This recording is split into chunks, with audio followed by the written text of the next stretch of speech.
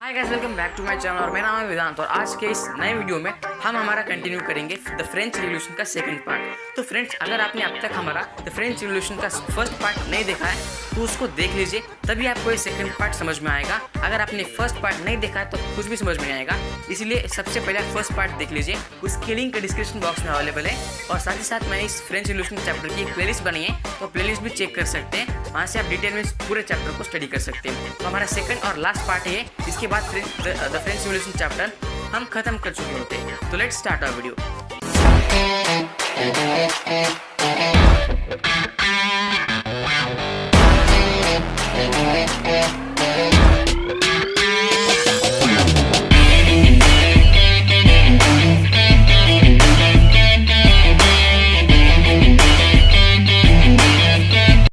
तो फ्रेंड्स, अब तक हमने लास्ट लेक्चर में क्या स्टडी किया था कि हमने अभी तक ये स्टडी किया था कि जब मोनार्की से कॉन्स्टिट्यूशन मोनार्की फॉर्म हो गई थी, किधर, फ्रांस में। कब हुई थी? 1791 में ये मोनार्की से कॉन्स्टिट्यूशन मोनार्की फॉर्म हो गई थी। यानी कि मोनार्की में क्या होता था कि पूरा जो कंट्रोल था राजा का होता था, मगर उसको हटा के अभी राजा को लिमिटेड पावर्स देके कॉन्स्टिट्यूशनल मोनार्की लोगों ने फॉर्म की थी।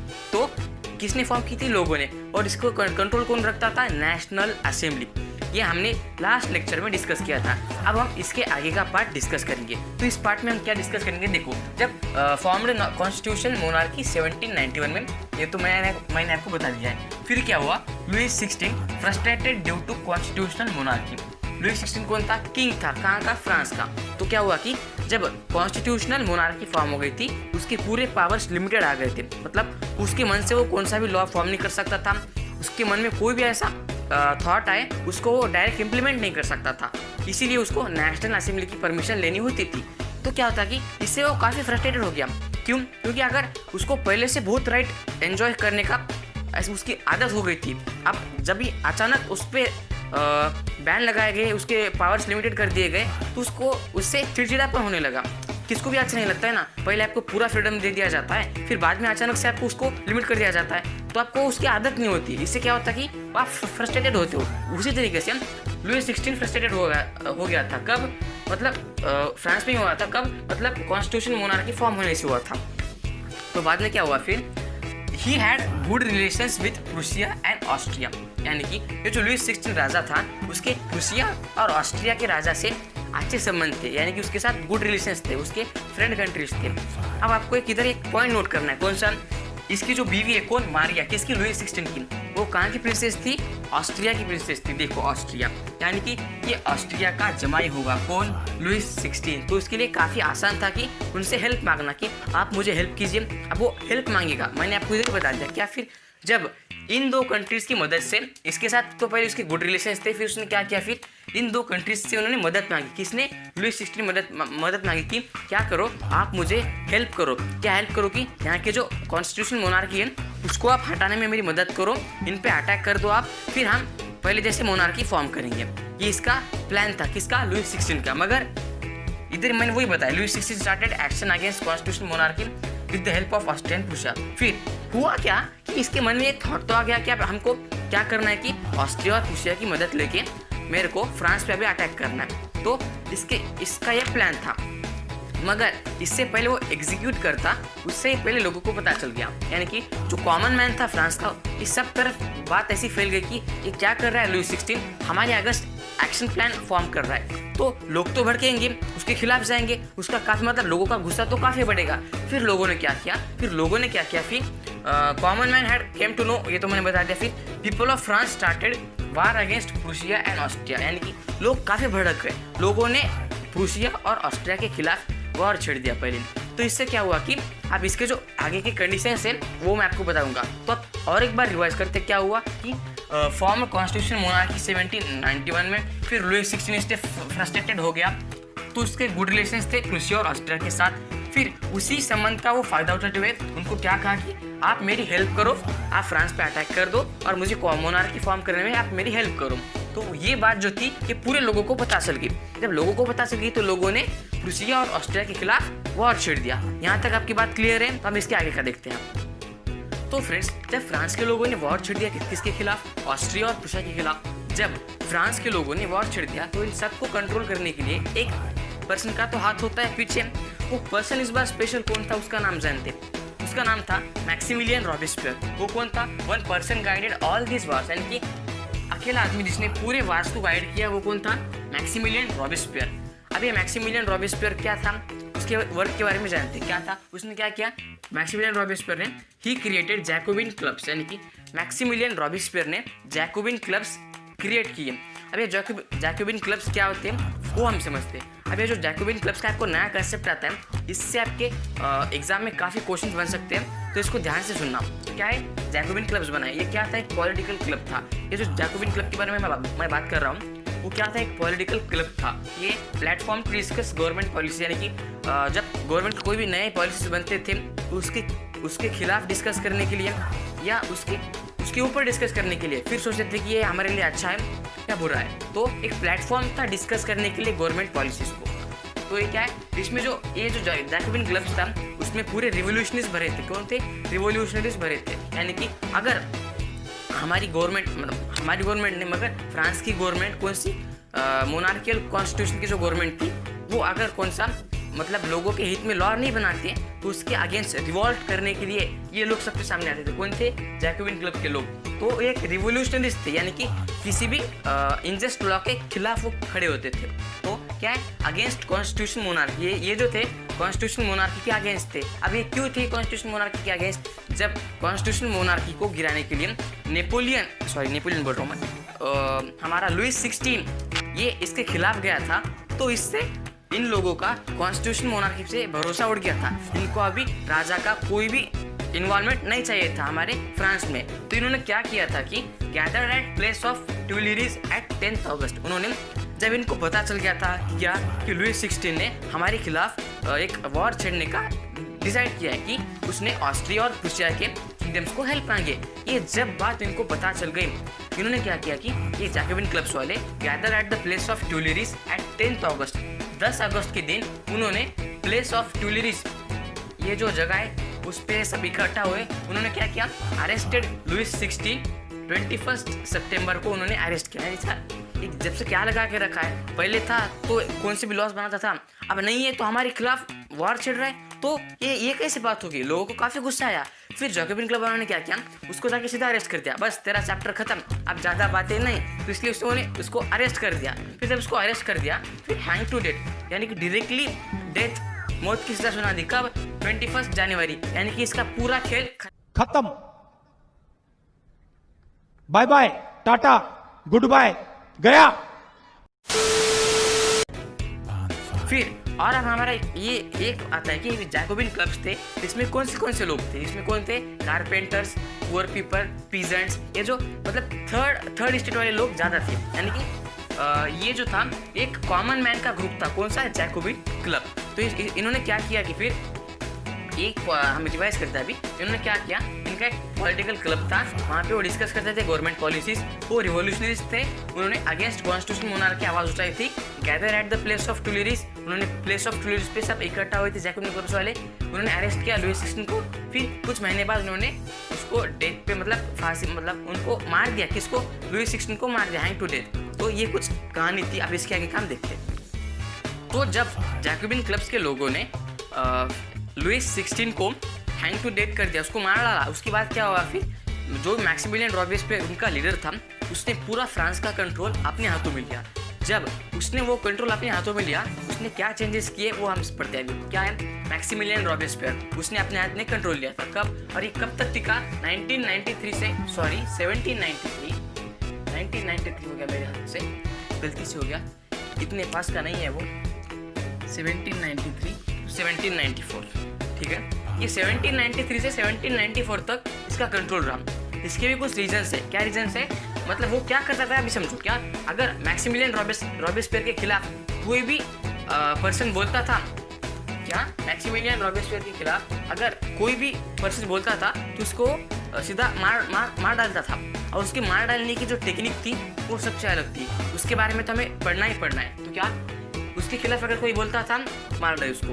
और अगेंस्ट कॉन्स्टिट्यूशन, यानी कि अगर कोई भी कॉन्स्टिट्यूशन के खिलाफ बोलता है उसको भी मार दो। यानी कि अगर उसके खिलाफ बोलता है, अगर कोई कॉन्स्टिट्यूशन के खिलाफ बोलता है, क्या मोनार्की के फेवर में, यानी कि अगर इतना ये परेशान करता है लोगों को कि लगता था यार मोनार्की अगर अच्छी है, ऐसे मैंने सेंटेंस भी अगर मैंने तब बोल दिया होता था तो सीधा मेरे को मार देता था। आप रहेगा मैं, फर्क नहीं पड़ता क्या क्या, अगर उसके खिलाफ बोला कोई, कॉन्स्टिट्यूशन के खिलाफ बोला कोई, अगर मोनार्की के फेवर में अगर किसी ने बात करी वो उसको सीधा मार देता था। और उसकी मार डालने की जो मेथड थी वो सबसे अलग थी। उस मेथड के बारे में जानते क्या, गिलोटाइन करता था। क्या गिलोटाइन? अरे क्या होता है ये समझो, ये पूरा सरफेस के ऊपर ये रखा वाला होता है। ये इधर क्या है, ये ब्लेड है, ये ब्लेड है, इसमें आपका सिर रखा जाता था कुछ इस तरीके से, और ऊपर से आके ऐसे नीचे ब्लेड गिरती थी और आपका सिर पूरी तरह से कट जाता था, आपकी बॉडी से अलग हो जाता था। यानी कितनी हार्श पनिशमेंट के रॉबिस्पियर, मैक्सिमिलियन रॉबिस्पियर देता था। इससे लोग काफ़ी तंग आ चुके थे। और आपके टेक्स्ट बुक में एक कंसेप्ट है रेन ऑफ टेरर। ये क्या होता है कि 1793 टू 1794 इस पीरियड को हम रेन ऑफ टेरर कहते हैं। क्यों कहते हैं? उसके हार्श लॉस की वजह से। अगर उसके खिलाफ कोई बोलता है, कॉन्स्टिट्यूशन के खिलाफ कोई बोलता है, उसके मोनार्की के फेवर में अगर कोई बोलता है तो उसको सीधा गिलोटाइन कर देता था। उसके काफ़ी हार्श लॉस थे। इसी वजह से इस पीरियड टाइम को क्या कहते हैं, रेन ऑफ टेरर। आपके टेक्स्ट बुक में है क्या? इससे काफ़ी लोग मतलब पीपल स्टार्टेड रिग्रेटिंग हिम, यानी कि इस पूरे कंडीशन की वजह से लोगों का उस पर काफ़ी गुस्सा रहता है। मतलब लोग उसको पसंद नहीं करते थे, किसको? मैक्सिमिलियन रॉबिस्पियर को। तो लोगों ने क्या किया, कॉमन पीपल गिलोटाइन रॉबिस्पियर, यानी कि ये जब से लोगों को मारता था, अब लोगों ने क्या किया, इकट्ठा आ गए और उसी को गिलोटाइन कर दिया। यानी कि ये जो पॉलिसी निकाली थी इसने मारने की इस तरीके से, वो उसी पे भारी पड़ गई। लोगों ने इसको ये गिलोटाइन कर दिया। फिर इसका चैप्टर खत्म, किसका? रॉबिस्पियर का। फिर क्या किया लोगों ने, क्रिएटेड न्यू कॉन्स्टिट्यूशन। जब इसको मार दिया लोगों ने नया कॉन्स्टिट्यूशन फॉर्म किया। और एक बार लोगों ने नया कॉन्स्टिट्यूशन फॉर्म किया। इस बार लोगों ने जब कॉन्स्टिट्यूशन फॉर्म किया, इस बार किसी भी मोनार्क का इसमें हाथ नहीं था। ये पूरी तरीके से रिपब्लिक हो गया था, यानी कि इसका जो पूरा राइट है वो पूरे लोगों के पास था। इसमें कोई मोनार्क या किसका भी प्रेशर नहीं था। अब ये पूरा लोगों के पास हो गया था, इसलिए उसे हेंस फ्रांस बिकम रिपब्लिक। अब ये रिपब्लिक हो गया था मतलब। तो फ्रेंड्स, जब लोगों ने मैक्सिमिलियन रॉबिस्पियर को गिलोटाइन कर दिया, फिर उसको मार दिया, उसके बाद लोगों ने नया कॉन्स्टिट्यूशन बनाया। फिर से फ्रांस जब से रिपब्लिक हो गया था, तो उसके बाद में क्या क्या चेंजेस हुए थे वो हम स्टडी करते। क्या चेंजेस हुए थे? New tricolour flag was introduce, यानी कि कॉमन यूनिटी के लिए अब पूरे नेशन का एक ही फ्लैग उन्होंने इंट्रोड्यूस किया। क्या था वो? न्यू ट्राइकलर फ्लैग था। फिर क्या? French language most speak, discarded regional languages, यानी कि तब जो थी सोसाइटी हमारी फ्रेंच की, मतलब पूरी यूरोप की, वो काफ़ी डिवाइड हो चुकी थी। काफ़ी रीजनल लैंग्वेज बन चुके थे, यानी कि यूनिटी नहीं थी लोगों में। अब ये यूनिटी बढ़ाने के लिए क्या किया कि फ्रेंच लैंग्वेज सबसे ज़्यादा बोलने लगे। मतलब फ्रेंच लैंग्वेज को कंपल्सन तो नहीं किया, मगर उसको लोगों को सुझाव दिया कि आप पूरे फ्रेंच भाषा में ही बात करो। अब इससे क्या होता है कि जब सारे लोग फ्रेंच में बात करेंगे तो उनके कुछ कॉमन थॉट्स शेयर होंगे। जब अगर आपको 2 पर्सन्स मिलते हैं, इंग्लिश में बात करने वाला, हिंदी में बात करने वाला, आप किसके साथ ज़्यादा कंफर्टेबल होते हो बात करने में? हिंदी वाले के साथ, क्योंकि इंग्लिश इतनी भी अच्छी नहीं होती हमारी। किसी की हो सकती है, ऐसी नहीं बात नहीं, मगर ज़्यादा more comfortable most of the students, मतलब मेरे जैसे किस में कंफर्टेबल रहेंगे? हिंदी में। यानी कि उसी तरीके से आप जब हिंदी में बात करते हो तो आपको एक अच्छी फीलिंग आती है, आप दिल से बात करते हो, आपके जो भी फीलिंग्स है वो मतलब उसके सामने रिप्रेजेंट कर सकते हो उसी तरीके से। इसलिए क्या है कि फ्रेंच लैंग्वेज में मोस्टली स्पीक, यानी इसको कंपल्सन तो नहीं किया, मगर लोगों को बोल दिया कि आप फ्रेंच लैंग्वेज ज़्यादा इसमें बात करोगे, और रीजनल लैंग्वेज को डिस्कार्ड कर दिया। फिर क्या हुआ? फिर जनरल स्टेट इलेक्शंस, यानी कि जनरल स्टेट इलेक्शंस अभी मतलब हेल्ड होने लगे थे। इलेक्शंस अभी फ्रांस में हो रहे थे। इस तरीके से कुछ फ्रांस रिपब्लिक हुआ था। कब हुआ था ये हुआ था पूरे फ्रांस में, जब हमने जब फ्रांस वालों ने क्या किया था कि रॉबिस्पियर को मार दिया था। उसके बाद और एक कॉन्स्टिट्यूशन बनाया था, यानी कि इस बार दूसरा कॉन्स्टिट्यूशन फ्रांस में फॉर्म हो गया था। तो फ्रेंड्स, अभी हमारा नया टॉपिक शुरू करते हैं। इस टॉपिक का नाम है क्या? Did women have a revolution, यानी कि अब तक हमने क्या देखा कि रिवोल्यूशंस हो रहे थे, कॉन्स्टिट्यूशन फॉर्म हो रहे थे, काफ़ी रिवोल्ट हो रहे थे, किसी को मार दिया जा रहा था, एक्सेट्रा काफ़ी इवेंट्स हमने स्टडी किया। अभी हमारे पास स्टडी करने के लिए एक और इम्पोर्टेंट इवेंट है। क्या वुमेन्स ने भी रिवोल्यूशन किया था? क्या उनका कुछ पार्टिसिपेशन था रिवोल्यूशन में? उसके बारे में जानेंगे हम। तो उसके बारे में जानते क्या? उससे पहले हम क्या करते हैं कि हमारे पास 3 स्टेट्स है। First state, second state, third state. अब इन तीनों वुमेन्स की, मतलब तीनों स्टेट में की वुमेन्स की कंडीशन हम समझते हैं। अभी जो फर्स्ट और सेकंड स्टेट था वो काफ़ी प्रॉस्परस था, यानी कि वो काफ़ी वेल्दी फैमिली से बिलोंग करते थे, इसीलिए वो काम नहीं करते थे। उनका मेन मोटिव क्या मतलब उनका मेन काम क्या होता था कि घर और बच्चे, ये इनका काम होता था। मगर थर्ड स्टेट की वुमेन का कुछ अलग ही काम होता था। क्यों? उनके पास वो पुअर फैमिली से बिलोंग करते थे, उनके पास खाने के लिए पैसे नहीं होते थे, इसीलिए उनको काम करना पड़ता था। मगर काम यानी ये कोई जॉब्स नहीं करते थे, यानी कि एकदम सर्वेंट की तरह काम करते थे। उनकी कंडीशन हम जानते क्या? थर्ड स्टेट वुमेन क्या करते थे? वो selling fruits and flowers, domestic servant यानी कि घर में नौकर का काम करते थे, बर्तन, झाड़ू, ये इस तरह के काम वो करते थे। मगर फर्स्ट और सेकंड स्टेट के वुमेन्स काम नहीं करते थे, वो सिर्फ अपनी फैमिली की तरफ ध्यान देते थे और खाना बनाना और बच्चे, बस इतना उनका काम था। और क्या? Women has no access to education, यानी कि फ्रांस में वुमेन को एजुकेशन का राइट नहीं दिया गया था, और साथ ही साथ वुमेन्स को वोटिंग का भी राइट नहीं दिया गया था। किधर? फ्रांस में। क्या? और wages were low as compare with man, यानी कि ये जो वेजेस का फॉर्मूला लगता है ये सिर्फ थर्ड स्टेट के लगता है, यानी कि फर्स्ट और सेकंड स्टेट की वुमेन तो काम नहीं करते ज़्यादा, मगर ये जो काम करते थे इनको कम पेमेंट दिया जाता था। किसको? थर्ड स्टेट की वुमेन को, यानी कि वुमेन को ही अगर कोई भी वुमेन काम करते हैं तो इसको एज कम्पेयर टू मैन कम वेजेस दिए जाते थे। तो क्या है फिर इसी वजह से वुमेन्स ने एक रिवोल्यूशन किया था, तो इसमें कुछ इंप्रूवमेंट्स आए थे उनकी रिवोल्यूशन की वजह से। तो रिवोल्यूशन किस तरीके से किया था उन्होंने? स्टार्टेड पॉलिटिकल क्लब्स, यानी कि जैसे हमने जैकोबिन क्लब के बारे में स्टडी किया था, उसी तरीके से इन्होंने भी पॉलिटिकल क्लब्स इस्टेब्लिश करना स्टार्ट कर दिए थे और इन्होंने न्यूज़पेपर भी बनाए थे। तो इसी वजह से कुछ इनके लिविंग में इंप्रूवमेंट आई थी। वो इंप्रूवमेंट्स हम देखते क्या? Schooling made compulsory for all girls, यानी कि पहले एजुकेशन का एक्सेस नहीं था वुमेन्स को, तो उनको अभी दे दिया गया है स्कूलिंग मेड कंपलसरी। फिर क्या है? नो फोर्स टू मैरिज, यानी कि पहले जो थे वुमेन यानी कि बच्चों के मतलब शादी बहुत जल्दी कर दी जाती थी, इसीलिए क्या किया कि अभी उनको क्या किया कि नो फोर्स टू मैरिज, यानी कि जब किसी वुमेन्स की मर्जी होगी, गर्ल की मर्जी होगी, तभी उसकी शादी होगी। तो ये लॉ बनाया गया। फिर डाइवोर्स मेड लीगल, यानी कि ये जो डिवोर्स होता है उसको लीगल बनाया गया। फ्रीडम ऑफ जॉब, यानी कि वुमेन अभी कौन सा भी जॉब करती है, सिर्फ वुमेन ये सर्वेंट्स का काम नहीं करेंगे, अभी वो किधर जॉब भी कर सकती है एज कम्पेयर टू मेन के बराबर वो अभी जॉब कर सकती है, ये भी राइट उनको दिया गया। और एट लास्ट कब? 1946 में वुमेन को, फ्रांस की वुमेन को राइट टू वोट ये अधिकार मिल गया। कब मिला? 1946 को, यानी कि काफ़ी लेट मिला। ये काफ़ी रिवोल्यूशन तो हुए थे, काफ़ी इंप्रूवमेंट भी आए थे, मगर वोट का राइट कब मिला? 1946 में, यानी कि हमको इंडिपेंडेंस मिला था 1947 में, यानी कि आपसे बहुत 70-80 साल होते आ रहे हैं, तब से 70-80 साल पहले उनको राइट टू वोट मिला था। तो ये कुछ थी कंडीशन वुमेन की, कहाँ के? फ्रांस के वुमेन्स की। फ्रेंड्स, अब तक हमने बहुत सारे कंसेप्ट स्टडी किए। अब हमारा लास्ट कंसेप्ट है द राइज ऑफ नेपोलियन। ये नेपोलियन कौन है, तो इसकी एंट्री कैसे होती है देखते हैं। अभी ये हमने अब तक क्या पढ़ा था कि फ्रांस में जो है डबल एक बार कॉन्स्टिट्यूशन फॉर्म हुआ था, इसको रॉबेस्पियर को मार के, फिर फ्रांस रिपब्लिक बन गया था। मगर जब भी फ्रांस रिपब्लिक बन गया उसके कुछ सालों बाद क्या हुआ? राइज ऑफ नेपोलियन, नेपोलियन नाम का आदमी आ गया। उसने क्या किया?